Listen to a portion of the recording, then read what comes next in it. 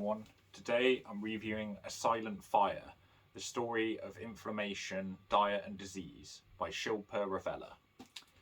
So Shilpa Ravella is a transplant gastroenterologist with expertise in nutrition. And this is basically a readable popular science book, helping to provide an explanation and exploration of how inflammation works and what is fact and what is fiction.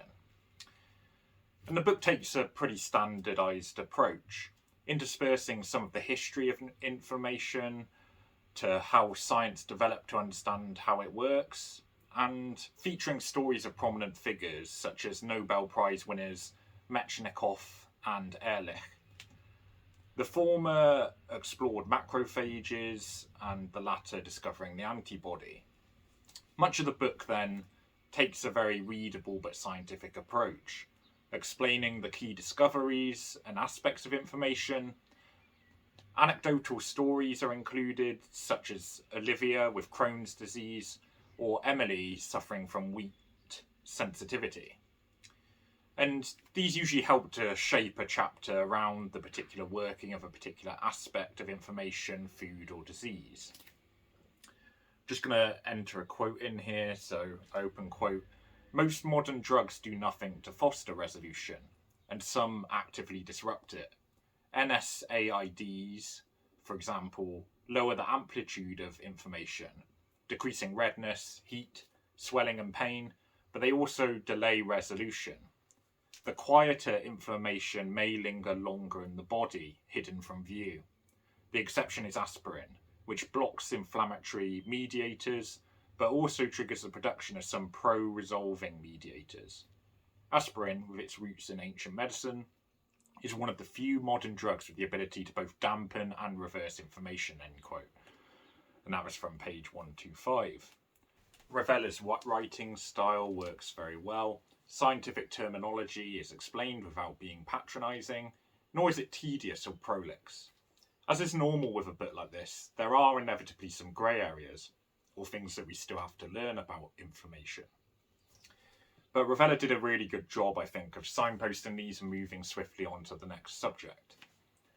So what do we actually learn about inflammation from this book? Well, the problems of antibiotics, where they can interrupt the normal functioning of the gut biome, do mean that there is a bit of a problem with that, but the gut biome will usually return to normal after in how it functions. We learn that immunity is very much contextual, functioning with the outside environment in a varied manner.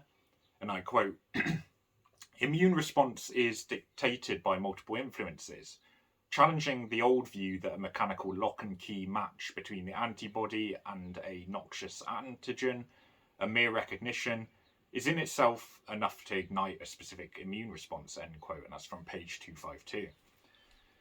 Fibre and nutrients from whole plants are important. Eating methods are important, such as eating meals and snacking throughout the day without periods of hunger can increase inflammation. And it really contrasts with how hunter-gatherers tended to eat, where, they would just have a meal every now and again. Whereas now, we do at least recognise that fasting can have a whole host of beneficial effects, including alleviation of inflammation, unsurprisingly. The mild stress of fasting shifts the body towards repair rather than growth. Exercise, too, means that although inflammation briefly increases, and that's actually how we build muscle, it does return to normal post-exercise. However, intense exercise can actually lead to more inflammation. But what actually matters is the frequency of exercise too. So exercising regularly rather than just a one-off can help to tone down chronic low-level inflammation. Yoga, and there was an interesting study in the book about rat yoga, where a rat is basically held in a certain position to test the effects on inflammation, and it actually found that it's acted as an anti-inflammatory.